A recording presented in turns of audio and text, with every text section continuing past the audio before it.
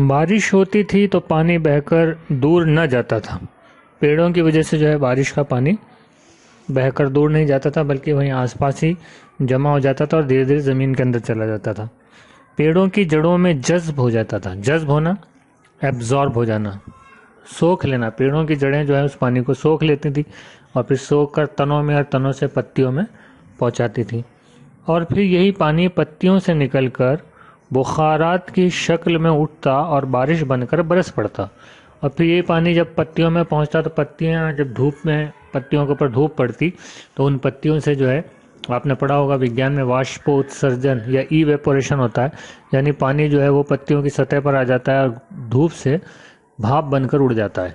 बुखारात यानी भाप की शक्ल में वो बनकर हवा के ज़रिए से उड़ जाता है, और फिर यही पानी वापस आसमान पर जाकर बादल बनकर बारिश के तौर पर, बारिश के रूप में वापस बरसता है। तो उसी को इन्होंने बताया है कि जंगल की वजह से क्या होता था कि बारिश होती थी तो पानी बहकर दूर न जाता था, पेड़ों की जड़ों में जज्ब हो जाता था, और फिर यही पानी पत्तियों से निकलकर बुखारात की शक्ल में उठता और बारिश बनकर बरस पड़ता। बारिश होती थी तो गर्मी कम होती थी।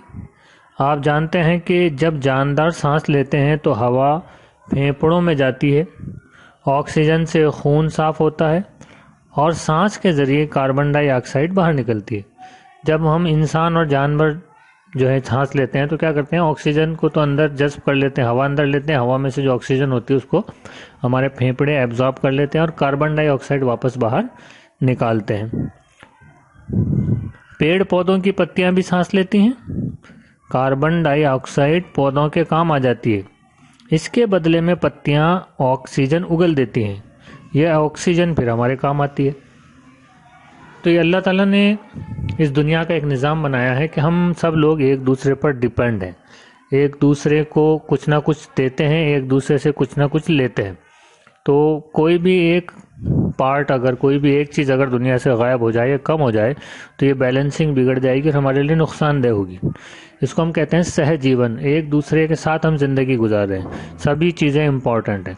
तो हम सांस लेते हैं तो ऑक्सीजन हमें चाहिए और हम बदले में कार्बन डाइऑक्साइड निकालते हैं, और ये कार्बन डाइऑक्साइड पौधों को चाहिए और वो बदले में वापस हमें ऑक्सीजन दे देते हैं। तो एक सिलसिला चलता रहता है कि हम पौधों को कार्बन डाइऑक्साइड देते हैं और कार्बन डाइऑक्साइड के बदले पौधे हमें ऑक्सीजन देते हैं। तो ये ज़िंदगी का एक सिलसिला इस तरह से चलता है। यूँ भी जंगल तो मुल्क की दौलत हैं। दौलत क्यों कहा गया जंगल को? क्योंकि आपको इससे पहले हम बता चुके हैं कि जंगलों से बहुत सारी चीज़ें मिलती हैं।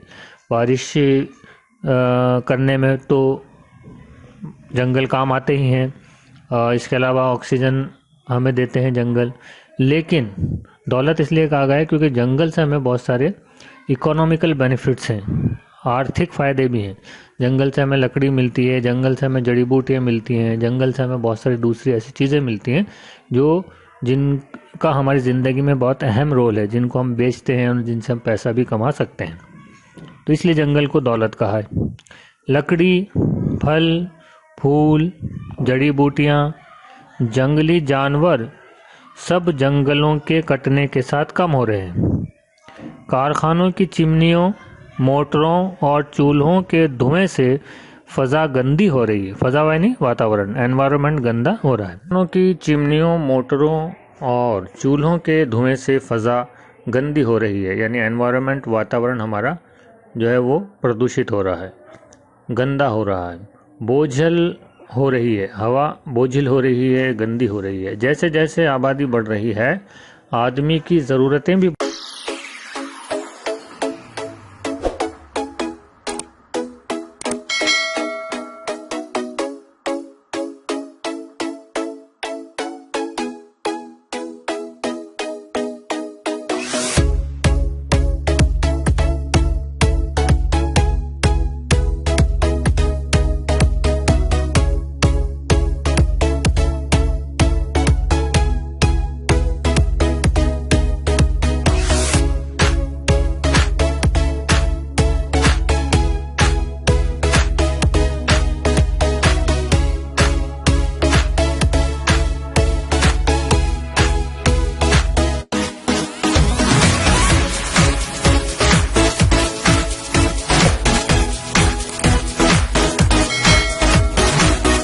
बढ़ रही हैं।